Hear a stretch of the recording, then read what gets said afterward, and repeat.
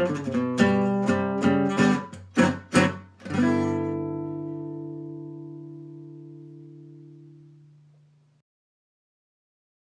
right, well, we should be live there. So, hey, man. All right.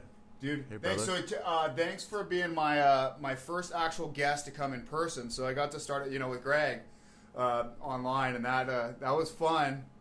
It was really cool because we basically forgot that we're doing the whole podcast thing, and on that it just got to this whole conversation. It was really interesting because Matt was here producing. I wish he was here today for this, but basically forgot he was there. I was like, oh, dude, so this is how it goes. Just fucking shooting the shit for hours. So. There you go. Well, cheers. But, thanks for having me, man. Yeah. Well, let's fire up this blunt, and I'm so stoked to have you come, dude. Why don't you tell? So a lot of people know who you are, but why don't you go ahead and say who you are for the people who don't, or people who may end up checking this out in the future? Joel Hellman, originally from the East Coast, came out here, man, almost 20 years ago. I'm a guitar player mainly. And been really fortunate to walk a lot of different paths out here, outside of the guitar playing, and get to explore a lot of different angles of what exists in the music business. So we're on the journey. So I know we have a bit of a history now, but going back, when did you start playing? Like, what got you just into the inception of where you are now? I grew up. Thank you. I grew up with my dad was always playing guitar around the house. Had an acoustic. I'd get sick, and he'd put me on his lap and play old Creedence tunes and John Denver. I remember. Was your dad playing in groups and stuff like that, or was he one of those people that just had the guitar around and played it for himself, the family sort of thing? He was in bands in college. Okay. He was in bands for fun. They took it seriously, but nobody was looking to take the band outside of college or continue it afterwards to be pro or anything like that, do it as a career. And I think that, and he played bass and guitar, so I grew up, but early on, I was 5, and my parents started me on piano. Okay. So that's where music came from, but that's where music education came from, and an exposure to. Most people I know, it tends to be with piano. It's funny because I have 3 younger brothers. Out of the 4 of us, I was the only one that actually somehow, and I was supposed to take piano lessons growing up, and whether it was due to sports, because I played soccer and baseball, a couple years football stuff, I somehow avoided piano, and ironically, I was the one who had to learn it to get my bachelor's degree. I had to be able to play a bit, so it would really help fit me. And it's the one instrument that really, when I look at the fretboard, I can equate it to the piano. Almost every instrument I can equate to the black and white keys on the piano. So. And you had no idea when you were kind of bumming on piano. You had no idea. You were I should stick with it just a little longer. It's gonna help me out. Yeah, well, no. I got to the point where I never actually even took the first lesson, sort of thing. We had the piano at the house. Gotcha, we had the bench that had all the books. I started at 9 years old. The bench that had all the books. Yeah. The little, the old school shit. The That's antique. awesome. And and I knew drum notation because I started learning that at 9. So I do the language of music as I learned music. So I never knew. Like we grow up and we learn words first, and then we learn to read. But I didn't do that. I learned reading drum music as I was learning the whole language itself. So gotcha. But notes on the staff, I didn't learn it's that a whole until different, college. It's a different. They both use melody and phrasing. There's a tremendous amount of melody in drums, which I think a lot of people don't talk about enough. It can be beneficial. Yeah, it could definitely. Well, I totally concur. There's melody and there's hooks in rhythms, is kind of where I'm getting at. Yeah. Well, that's how you can hear certain beats that start out. A song starts with drums. You don't hear a single note, nonetheless a chord, and you already know what song it is just by the drums. That's how impactful some drum lines can be. So that's pretty hip.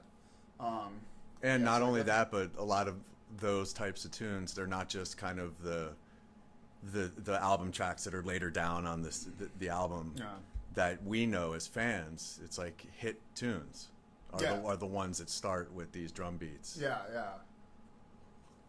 I didn't really have any. I knew I wanted to go to a music city, and I knew that there were 4 main options, which were New York, LA, Nashville, and like maybe Chicago. And I grew up with enough cold weather, and I know that that's a really stupid reason to make a decision based on a career or a scene is a scene. Like, no one chose Seattle. The scene chose Seattle, and then people realized, oh, we got to be in Seattle. It wasn't I remember the whole grunge era and stuff. If we could choose that, we would choose like Barbados, and we'd be down there jamming and doing what we do in this podcast on the beach, with blue water. Now, I'm not complaining about where we are. But the point is that I knew there were really 3 main areas, and I wasn't a Nashville guy. I'm not a Nashville player. I'm not. Back then, I wasn't at a songwriting level or any kind of engineering production level where I felt. I just wouldn't. I just wasn't my thing then. So it was New York or LA.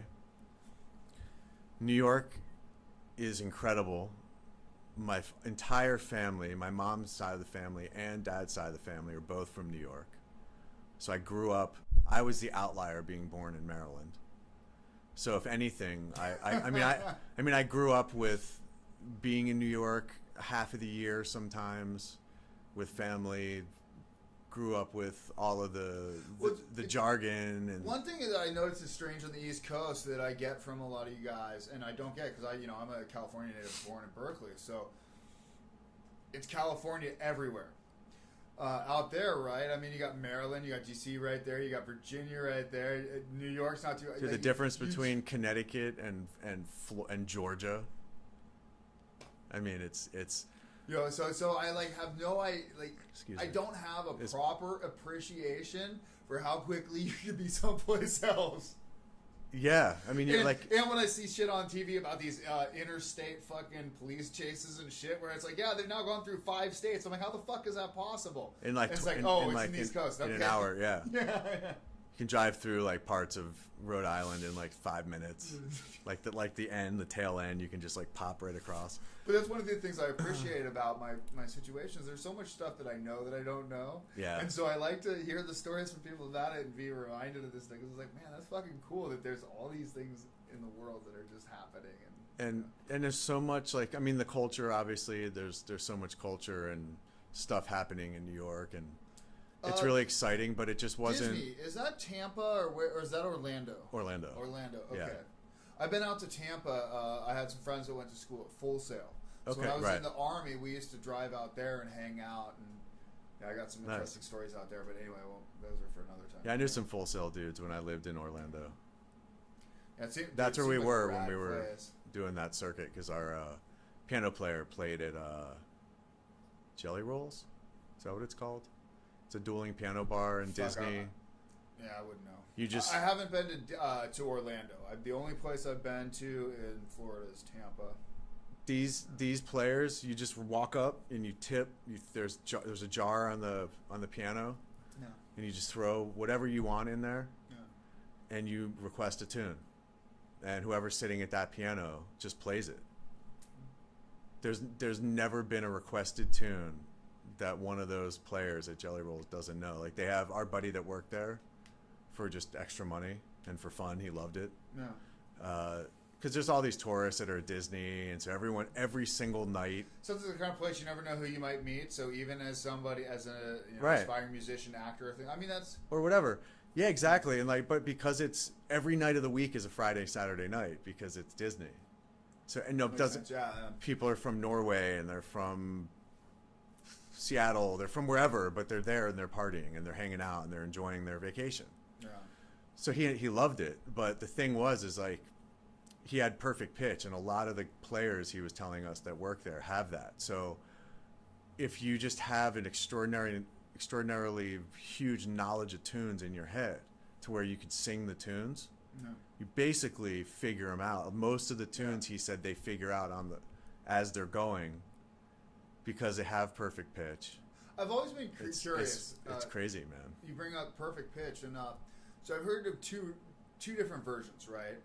There's actual perfect pitch and then perfect relative pitch, right? That once you hear it, you can tell everything based off that. And those people tend to be the people that are all right. The ones that tend to, say, have issues in life are the ones with true perfect pitch, where literally like, you hear the fan in the back room right now, a little tiny bit out here, right? Like, so that would be like, okay, that's whatever it happens. Well, they'll hear that note is rubbing with whatever this note is of this fan. And that's like, it. So that's the thing. And so, like, I know of, I've met a couple people with actual perfect pitch, and they're like, yeah, it's tough.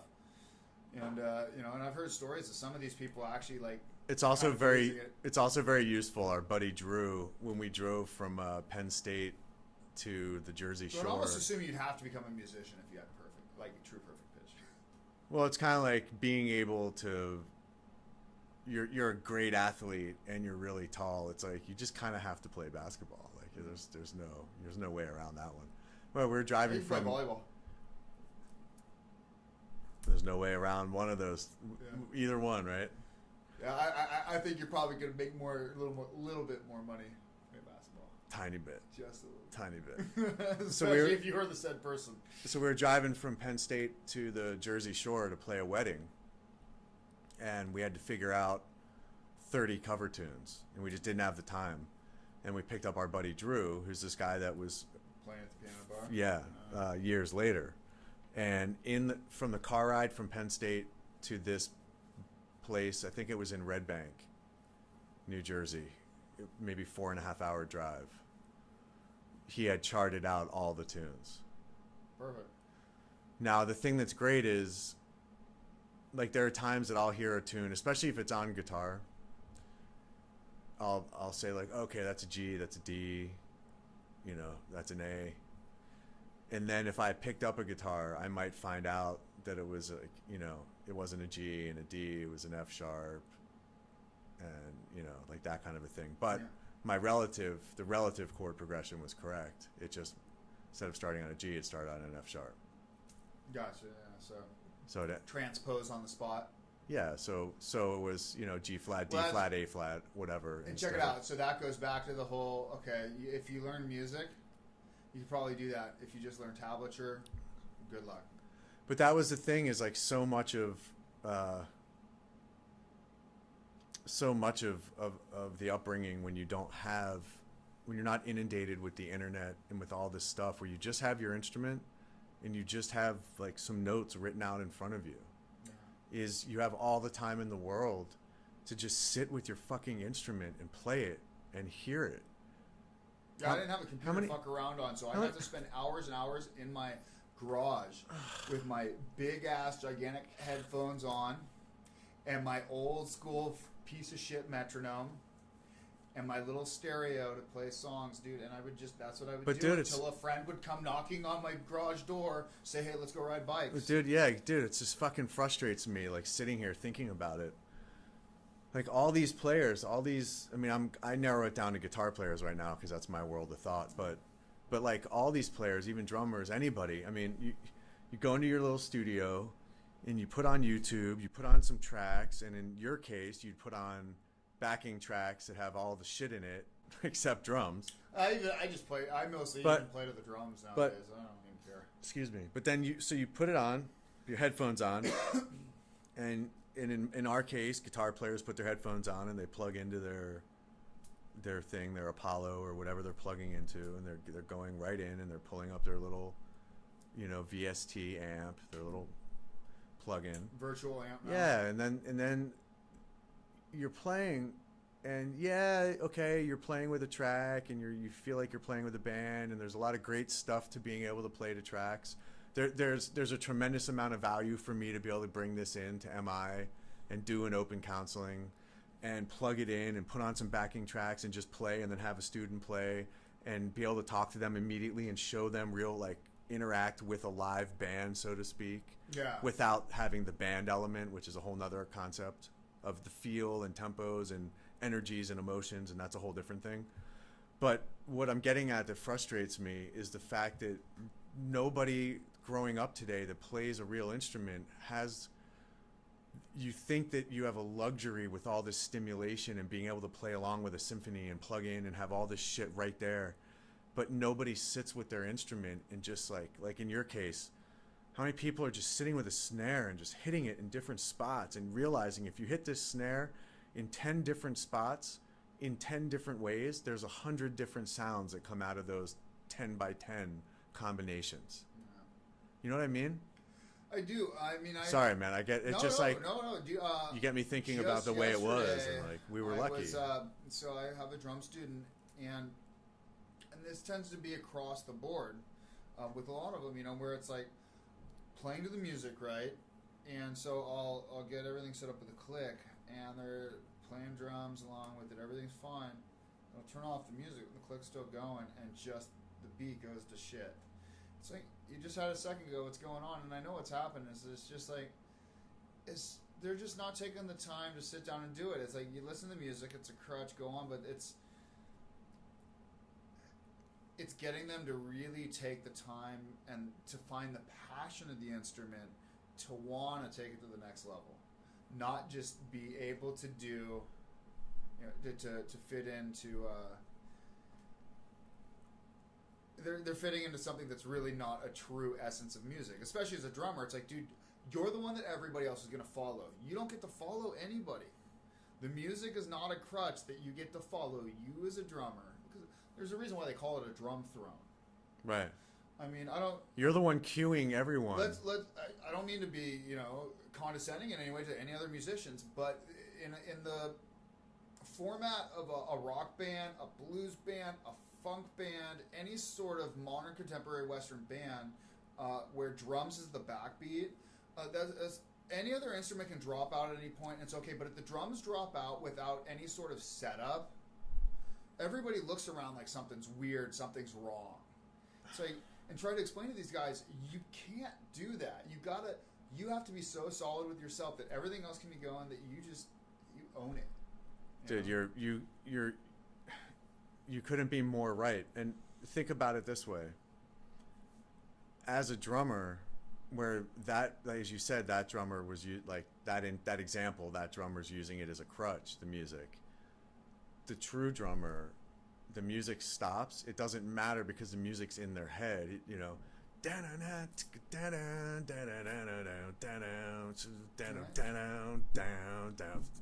whatever.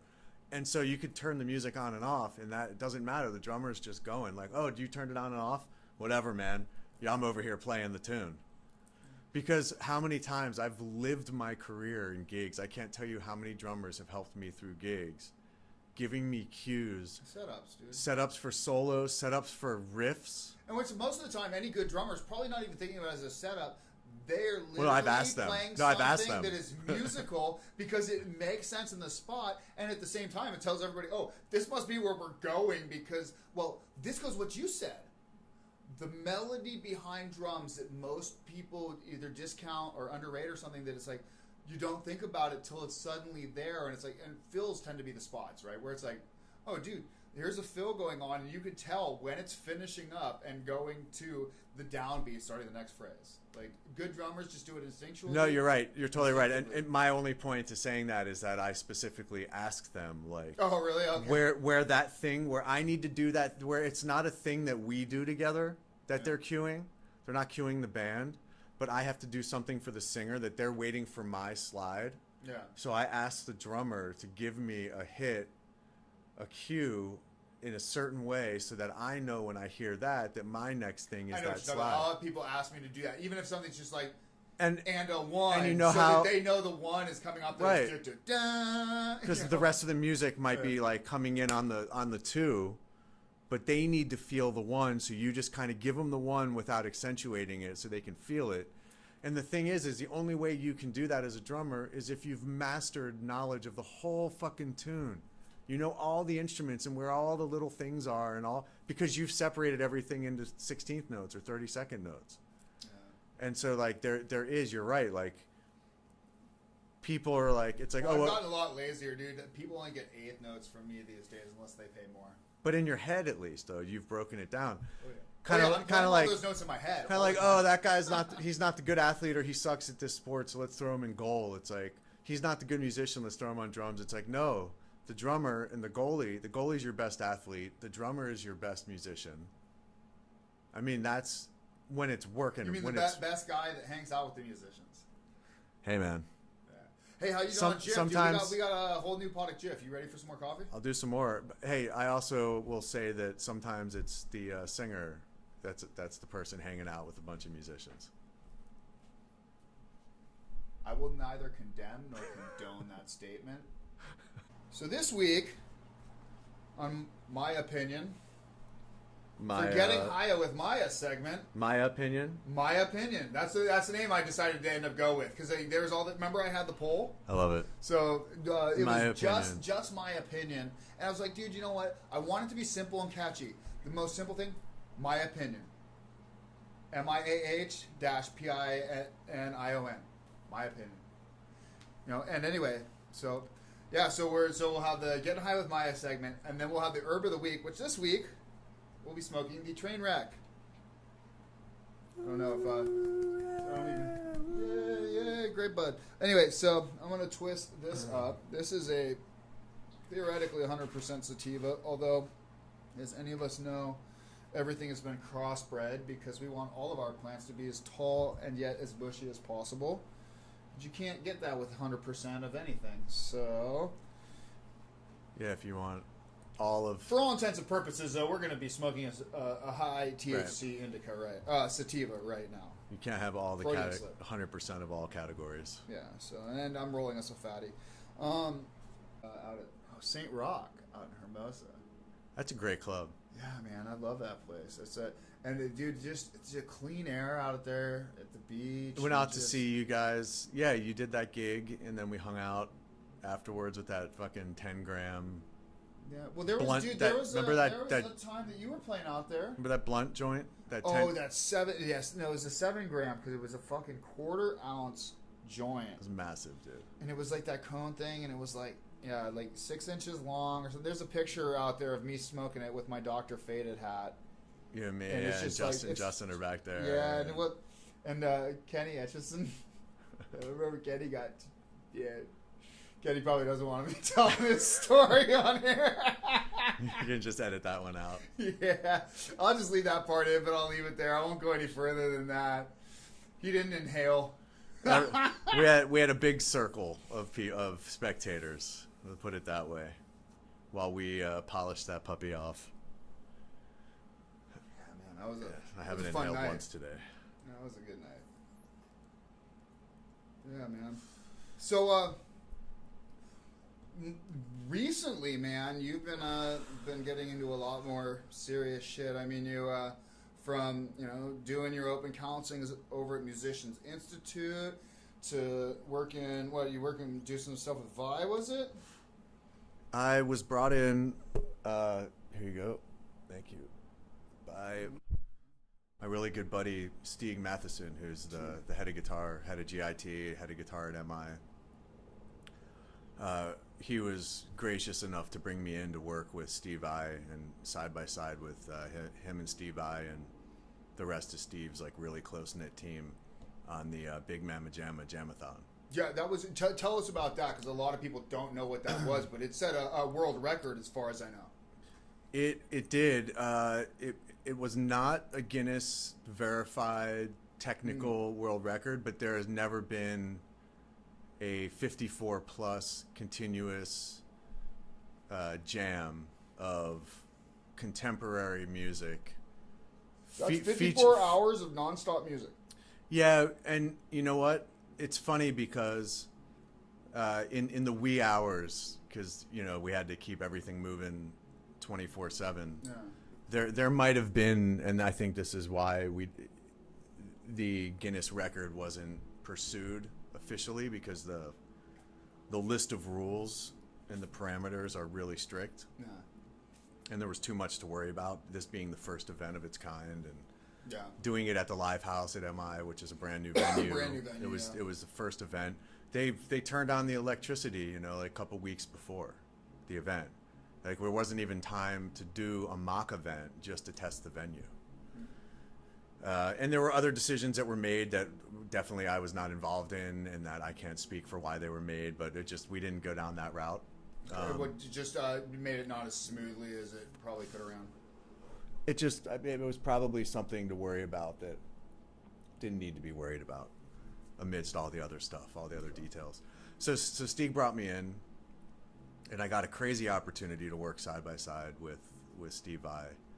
And, I mean, that's a whole nother hour, 2 hour, 3 hour discussion. And this is an instance where I've gotten to meet some really, of course, great musicians. That goes without saying, but really awesome humans. I don't know about you, and I want to get into this other thing pretty quick here, but, you know, we've been here a while, and we've met a lot of these people. For the most part, all these famous people, I mean, are pretty much cool people. So I don't know if it's just we're fairly down to earth and all that, but I think it's the rock world. I think, as a general rule, from what I've experienced, rockers are pretty fucking cool people. They're pretty down to earth. Try to push myself on people, like, oh, I got to get up in there. You know, I've never been the I forget what they call it, a Starfucker sort of thing. Yeah, starstruck. Yeah, dude, I've never been. Oh, you've never gotten you're not like, oh, look who it is. Whoa, I got it. No, I've tried to think about it. If there's been anybody I've met in my life that has really, really tripped me out, you know, I've never. But it may happen one day. Who knows? You know, you never know. Well, I mean, you've had the ability to have experiences in life that have given you a different perspective on humanity, to where you don't devalue the talent that these people lend, but they're just fucking people. Yeah. How long has Guitarmy, dude? Tell everybody about this. All right. This is the Here we new go. thing, dude. Check it out. Guitarmy, the Guitarmy. Yeah, you can be found at We Are Guitar on Instagram. We have a really limited account right now. We're in the process of finalizing, building up content and everything to launch. So if you look for us, you don't find much, that's fine. We did that on purpose. We're not playing the numbers game on social media. Now let's take a step back. What are we? We are a company that is providing the next step for students.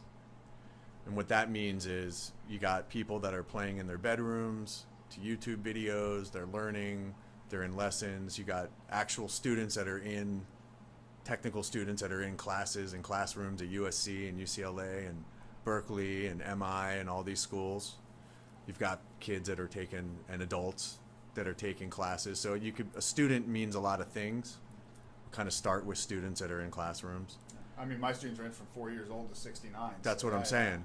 So, but it really starts with the structure of students that are in school that really want to take music to the next level, whether it's to teach it, to be a composer, to be a songwriter, to be a studio musician, to be a live performer, to be an engineer, whatever it is. And so we want to provide that next step. So you're in the classroom and you've learned all this stuff, but you leave the classroom every day. What do? You want to form a band? How do you get into clubs? How do you get shows? How do you find rehearsal spots? How do you network? I mean, there's so many questions that, you know, we could get into, just a laundry list of endless questions and topics and things. And then there's the whole topic of Hollywood. Yeah. And how do you break through those doors? And well, I'm sure that would also, in some way, be the same with how it would transition over, say, New York, Nashville, Chicago, Paris. You know, yeah. So other big hubs of music in the Oslo. world. Sweden. Yeah. Exactly. I mean, Stockholm. Stockholm. I mean, Yeah. everywhere. But so where it starts is I was sitting in a local bar here, and the Pig and Whistle, where, you know, all of us get together. I've heard rumors of the place. You've heard of it. You may have heard of it. But, you know, we get together there every 2 months, every 6 to 8 weeks, and we play a show. We clear out some tables and throw some amps in the corner of the bar and just play. And we do it. We don't make any money, and we just jam. But what I noticed one day looking around the room was, man, all of these guitar players and drummers and vocalists and bass players, but from the guitar perspective, from the Guitarmy perspective, all of these phenomenal teachers, and a lot of them are also active, functional touring musicians with great artists, known artists. We're all friends. And typically, historically, the guitar world has been such a competitive world. And I'm looking around the room like, man, there's like 15 dudes in here that help kind of run the guitar world in LA in a lot of ways. And we're all friends and we're all hanging out. Like, there's got to be a way that we can create a better synergy for us to have more stable, more fruitful careers. Meaning, an artist that we're touring with gets sick, or they just decide they don't want to tour anymore, or they want to have a kid, or they want to take a sabbatical, or they want to write a book, or they want to act, or whatever. Anything that they have every right to do. But then they're not touring, and now we don't have a job. And so our lives are always dependent on someone else's gig. Yeah. And I wanted to find a way that we could come together as friends already and great players that are well connected with artists on the Hollywood side, with schools and the educational side, and companies by being endorsed. Because I know a lot of the teachers at MI, by being teachers at a prestigious university, are endorsed by Diadario for accessories, and there's some amp companies in there that have gotten involved, and other string companies and some guitar companies that have gotten involved with the teachers there, and even some students that have, some prodigy students. Well, yeah, I mean, I knew a lot of students as both the time I was going to school there, getting my degree, and working there, that were already working, doing projects. A lot of them were kind of quiet about stuff that they were doing just because they didn't want to go pulled out, but that exists, right? Yeah, totally. So what I realized was we have our tentacles are in a lot of and these are the same people you're different places, yeah. interacting with on a fairly frequent basis. Yeah, and then I'm like, man, I'm close friends with a chunk of these guys, and I'm great just acquaintances, and I see these guys out anywhere. Hey man, hey, and there's a hug, and let's jam, and we have a great time jamming, and hey, Lenny's here, hey man, play my guitar, and oh, Eric Carlson just walked in, hey, hand him a guitar, and and we love hearing them, and we all get together and watch that guy play, and we love it. So I was like, man, there's too much of a synergy here, and there's too much talent. Exactly, so. But I mean, so I looked at all of that, and I spent a couple of years letting it really marinate and just assembling some relationships. And throughout the years, I've been really fortunate. When did you initially conceive the idea for Guitarmy? Well, I had the initial idea for it probably, years ago. There was some initial concept. There was some impetus for it, but I just didn't. The Guitarmy itself and doing this thing with these guys came about probably, I would say, 3 years ago. It kind of like looking around the Pig and Whistle that day. I looked around and I kind of saw it like the Matrix. Yeah. And then I spent the next year really just thinking about it and writing down ideas and figuring out how could this become, what is it? What would it really be, first of all? Like, what the fuck would it be? Yeah. And then how do you make money with it? It's funny how you can have an idea, right? But then when it actually needs to become something, it's like, okay, well now this idea has to fill up every real. So a little bit more of a broad, so people understand where this came from, was not just having this group of friends and these great players and being fortunate enough to be in the right place at the right time to see this. But there are things that exist right now, like guitar festivals, these guitar clinics that go on at MI that we know very well. And things like the Vi Academy and the Joe Satriani G4 Guitar Experience, the Guitar Camp, which Stieg just brought me. He just co-taught the master class with a few of Satriani. Our friends were over there working that. Exactly. Yeah. And the reason we were all over there was because of Stieg Matheson. Yeah.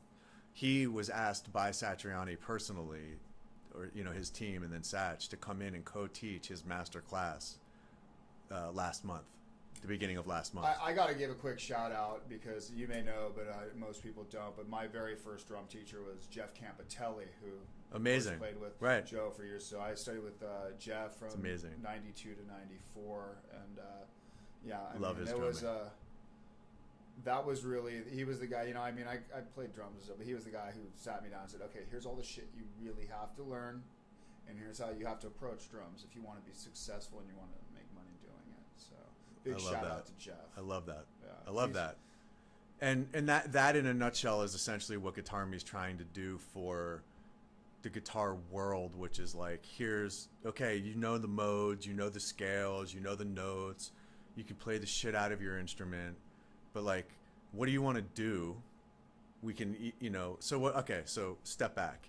You've got the Vi Academy, you've got the G4, you've got these clinics at MI, whether they are bands like Tosin Abasi comes in with Animals as leaders, and it's more of like a rock star thing, or it's Paul Reed Smith comes in with his band and a guitar, and he does a raffle, and a student gets to walk away with a amazing Paul Reed Smith guitar, but also have an experience of, so it's less celebrity related and it's more functional gear related kind of stuff, but it is a little celebrity related because PRS is not, you know, he's no schlub. And at the same time, I mean, that's a lot of what, you know, you can inspire people by giving them a chance to get up close and personal with people that they can relate to and are so, but how do you idolic to them. But that experience, the MI clinic is limited to students of MI. Yeah. So if you don't move to LA and go to MI and afford, get accepted to MI, do the auditions, do the stuff you got to do, get accepted, get the funding or be able to afford it, get here from wherever you live, want to be here, be able to stay here to go through the process of MI for 2 years or 4 years to get a degree, you're not going to have that experience. So, and then to do Vi Academy or to do the G4 camp, you got to be able to go for a long weekend in New York from wherever you are, spend the money, you know, it's thousands of dollars. And something like that, too, going into it, there's a certain amount that you really have to know and be familiar with to get your money's worth out. Correct. Now, let me say right off the bat that in no way am I saying anything negative about I don't imagine. Vi Academy or, I mean, these things, it's quite the opposite. Yeah. But my only point is that these are not things that are accessible to the masses. Yeah. So I looked at this stuff. I don't know why it does that sometimes. Is that the ghost? Yeah, dude, it does that. That one symbol for the some Hollywood reason, ghost. it'll just randomly go off, dude. There'll be nothing happening. I won't be moving. I'll have this on, and I'll be in the other room, and like, what the? Yeah, so. Hello, brother. Somebody's here. Yeah, don't let us, play, please. Don't let us interrupt you. He only plays that symbol, dude. That's all he'll play. Or she, or Zim, or... She's like, Zay. She's Zay, like, or, it's I like, think it might identify as an Apache helicopter. I don't know. It's like Steve Buscemi and what was a movie where like Sandler, where like he crosses him off the list, and Sandler's like, boy, I'm glad I called that guy. Do you remember that when he was on the hit list? Oh fuck! So I remember the movie. I don't remember the name of it. It was Billy Madison, right? Was that the one? Anyway, that's really tangential. But so sorry, what were we talking about? We're on the Guitarmy. Right. Okay. So what I wanted to do was say, okay, how do we take the fact that we have this resource of all of these educators and these functional Hollywood players in the studios, playing for, you know, symphony scores to people that tour with big pop, you know, and rock artists. How do we take this resource and the need, and I saw there was a need for the mass of guitar world to have more accessibility to these one-on-ones and these interactions and these interactive immersive experiences. Now, you can't deliver Steve Vai to everybody all the time. You can't deliver Joe Satriani. You can't deliver Paul Reed Smith or Tim Pierce or whoever's doing these things. You can't do it all the time. You can't even deliver Diodario all the time. Even if they had 10 clinics going on around the world, there's still only 10 clinics going on at one point in time around the world. So what I looked at was I said, okay, but we've got all these other great players. And what I realized after Stieg brought me in to help co-host his jam room last month at the G4 camp. So I got to not only work closely with Vi in the Jamathon, but I got to help teach and work on the inner sides of the G4 guitar camp last month. And so what I realized was most of these people, including myself as a fan of guitar, even though I may be a teacher and I may sit on a little bit more of that side of things now than just being a student all the time. We're all always students, right? Oh, yeah. And we're all always fans. So what I realized as a fan of guitar is my greatest joy of that weekend, of that 4-day weekend at the G4 camp, aside from interacting with the campers and inspiring them to play and helping them figure out things that they can go home with and work on and feel like they got real value out of this, and watch them smile and fucking enjoy music and guitar, because you had 200 guitar players that rented out a hotel essentially, that fucking walked around with their guitars, that just all we talked about was guitar, and that's all it was. It was just this fucking guitar fest. And not once did I didn't even meet Satch that weekend. My job wasn't to be there to fanboy or to meet him. Whereas my experience with Vi was to work closely with Vi and to, in a lot of ways, become close with him and his family, which was a whole different experience. But my thing was to become close with the Dreamcatcher people, who are the ones that they're the company that produce and put on these events. They put on the Satch G4 camp, and they put on the Vi Academy, John Petrucci camps, and all the other ones. Billy, who runs it, was phenomenal to me. But what I learned from being able to be on that side of things and kind of look at things through their eyes at the campers that were paying this top dollar to be there, and my own experience, was nobody there really interacted with Satch. The excitement was about just being there together and being in an environment that embraced guitar in an unapologetic way, to where you could just walk around with your fucking guitar. You could go eat with your guitar, like get your food and sit down. And no one was like looking at you weird. But everyone had their guitars, because you're at a guitar camp. Dude, if you're eating food and shit like that, then you're gonna be touching. Well, I mean, like, just the guitar is there, like it's in a case or it's leaned up against. You know what I mean? But like that's the thing, is you didn't have to. You could be unapologetic about how much you fucking love guitar, how awesome guitar is, how many notes you want to play, how everything is all about notes. And whatever, and whammy bars, and dive bombs, and fucking pick scratches, and artificial harmonics. And now, the other guys that were there, players, and by guys I mean players, because Laurie Basilio, who's a phenomenal, not up and coming. I mean, she's established herself, but she's younger. She's not by any means an old player. I think she's under 30. Laurie Basilio, phenomenal player, Brazilian, I believe. She was there teaching Kiko Loureiro from Megadeth? Yeah, he was there. Who else was teaching? I got to meet Bumblefoot. Steak too. Bumblefoot was there. I mean, so there were, and then they had some celebrity, like big celebrity guys like Rick Nielsen from Cheap Trick and Neil Schon from Journey were there teaching, doing some master classes and concerts. So there was a lot of stuff and energy there. But what the average guitar player needs to feel like they've had a real immersive, Hollywood-esque, but yet very educational and down-to-earth and tangible and educational experience, they don't need to just fucking hang out with Steve Vai and get their guitar signed. So how... They need to interact with the players that are a part of the nuts and bolts of why this stuff works and runs every day. So in this case, it could be Steve Vai or Joe Satriani, right? But the point being, just with somebody of the caliber that's going to, A, move them forward, give them the things they want, and inspire them to try to reach that, see that level's possible, and to actually go for it. Exactly. So how does that transition over to Guitar Army? How will you guys facilitate that sort of approach? Well, what I realized is that since you don't need to have Steve Vai present, and you don't need to have everything done on that level, at that level for a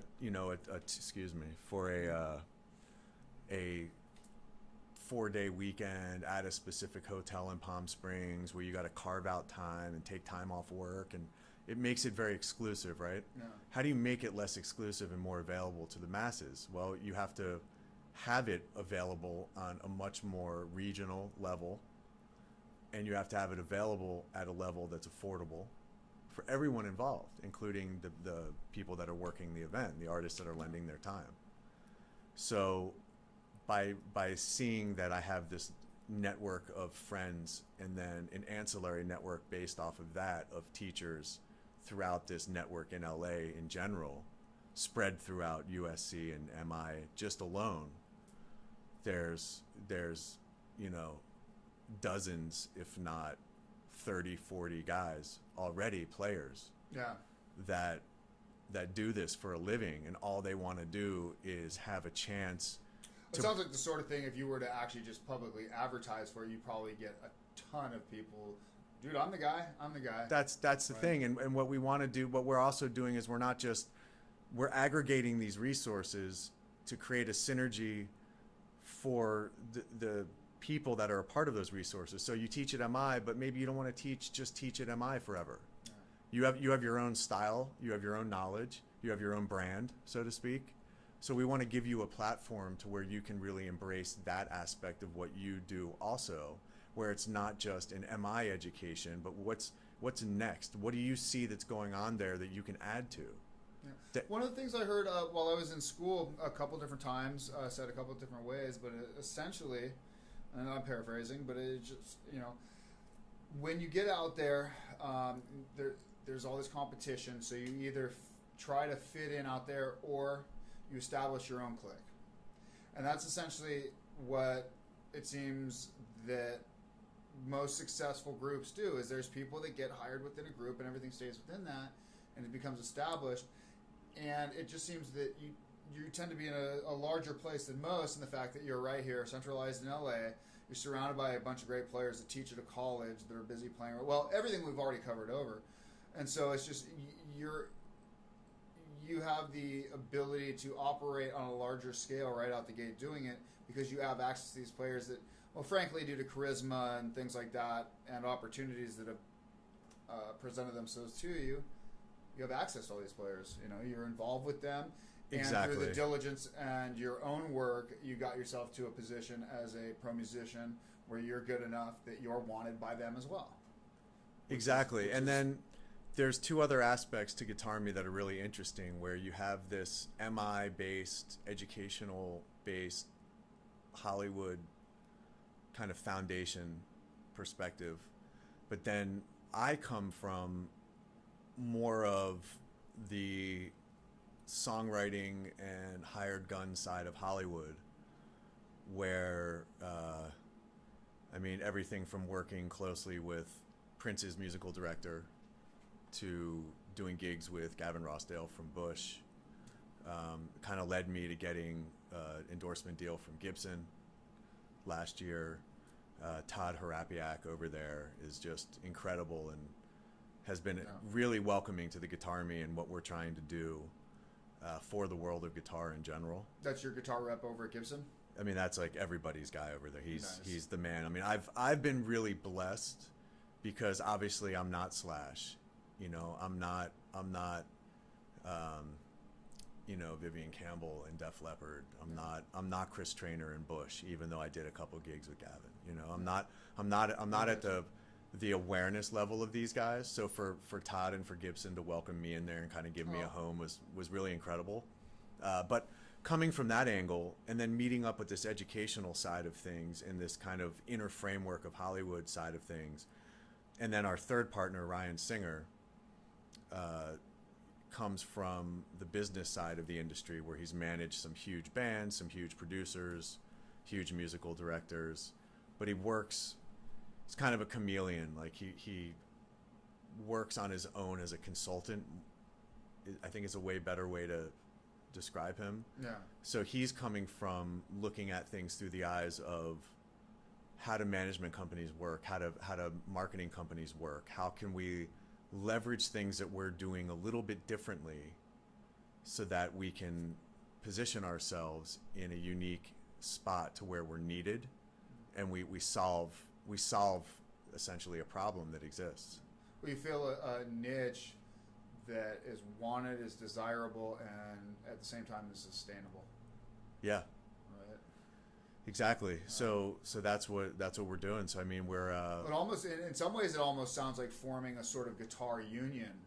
In essence, a freelance union of sorts. It is. You know, people say to me, they're like, "Well, is it a band? Is it this? Is it that?" I'm like, "Well, it's not. It's not like G." Sounds like you're just a step or two removed from getting, like hiring a couple of attorneys on retainer, and bam, dude, you're a union. But think about it, like in a lot of ways, though, we have the resource and the ability to nurture young guitar players and young artists to where we're having discussions with certain media companies, and we're going to initiate some discussions with some record labels about launching some artists in a different way, like not launching, like you have G3, which is Satch's touring thing, where he started off where it was Satriani, Vi, and Eric Johnson, and it's had all different kinds of iterations of players over the years.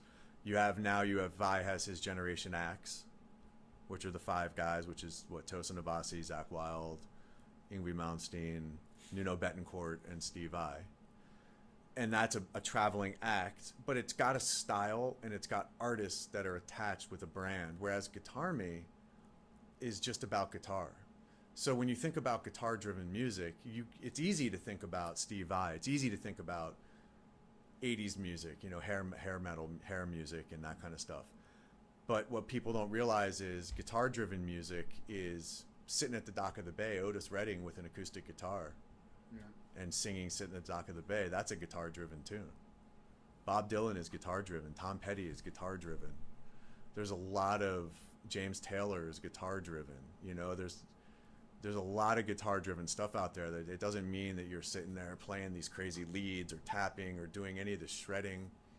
Well, there's everything in between, right? Right. So what I'm getting at is that we are having these interesting conversations and brainstorms right now with different concepts, like starting a record label or starting some sort of way to nurture our network of musicians in a different way that isn't being done, but just makes sense from a logical standpoint. Kind of like hindsight's always 20/20. Yeah. So kind of like what I'm doing with Guitarmy. I'm not doing anything that I'm not breaking any crazy molds. I didn't come up with some concept that's going to blow people's minds. They're going to go, how the fuck did he think of that? But what I have done is I've assembled something in when it hit me as like, fuck, why haven't I? There he is. There he is again. Why haven't I done this sooner? And what Steeg said to me when I brought the idea to him to team up with me and Ryan was, he said, how the fuck has someone not done this in this way yet? Quite in this way. No. Plenty of people assemble. Steve Vai did it with Generation X. They're doing it with Vi Academy and these things. But they're not putting them all together and assembling, like, for instance, now that I have a relationship with Gibson, Gibson's on board to help. Now, we will define what that means as we continue this conversation and dialogue as time goes on, because I want to leave a bunch of stuff is still pretty secretive, and we want it to be a little mysterious on purpose. We don't want to give away everything right up off the bat, and it's not to build some kind of like Hollywood suspense or to do some kind of marketing ploy. It's just until we have everything in line and everything figured out very succinctly, specifically how we want to roll it out so we can best benefit the world of guitar and the communities of guitar that are out there. Yeah. We don't want to just start talking about stuff frivolously. Yeah, no, that makes sense. I mean, and so it's not about like a lot of industries as of recent. Yeah. A lot of tech industry in particular saying that they're going to do a lot of stuff and then exactly weren't able to do it, and everybody's like, what the? And I bring up Satriani, and you brought up the Vi thing, and I bring up MI, and we bring up these names and Gibson and all that stuff, not to drop names, but to discuss the legitimacy of what we're doing, and to explain where and how we're putting together the resource that we claim to have. Yeah, right. Nothing else will get its grassroots from working within the same community, sharing this with the other people in Guitarmy to have them check it out, have some of them come on here, talk about their things, get other people involved, and then I can branch out from there, just as Guitar Army will, to get you on here with some of the other guys in the future. And especially once you've actually really launched it and some things are going, I hope that you'll come back and we'll be able to sit down, and you'll be in a spot where some of this stuff that I realize you have to keep proprietary right now, that you'll be able to divulge some of this information and let hopefully more people who will check this out know what you have going on. Well, hey, we're starting to run short on time. I'm going to have to finish up pretty quick. But in a couple of minutes, could anything else that you'd like to add about what's going to be happening with Guitar Army, so that people know what to be looking forward to? And then I want to have you back on to talk about these things, especially as it starts to develops and grows. Yeah, absolutely. Just stay tuned. Stay tuned for, we're going to start offering a really, really low, affordable introductory kind of trial subscription to our community. You can of course be a part of it for free like any other social media site, and get a lot of insights into what we're providing. But if you really want to dig into certain things, if you want to have interactive sessions, we're going to be having lessons with a lot of different players, different people from gear. So you have people subscribe. Yeah, so you can come on, like we'll have guys from Gibson and other gear companies come on board and have open forums where you can write in questions and we'll talk about stuff, but not the typical stuff. Not just whatever it is that you could think of that would be a standard question for these people, for A&Rs from gear companies or artists that we bring in or other guitar players or guitar manufacturers or whoever it is, boutique pedal makers.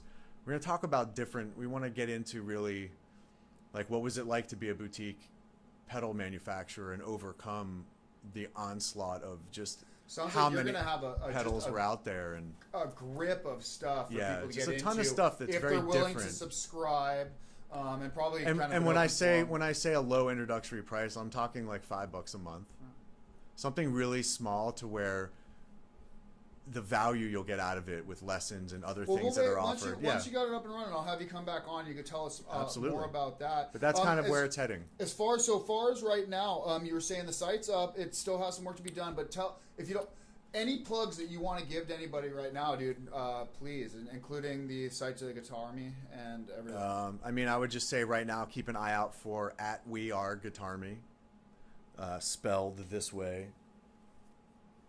So some people say the Guitar Army, but it's technically Guitarmy. I say Guitar Army. I can't help it. It's all good. It's all good.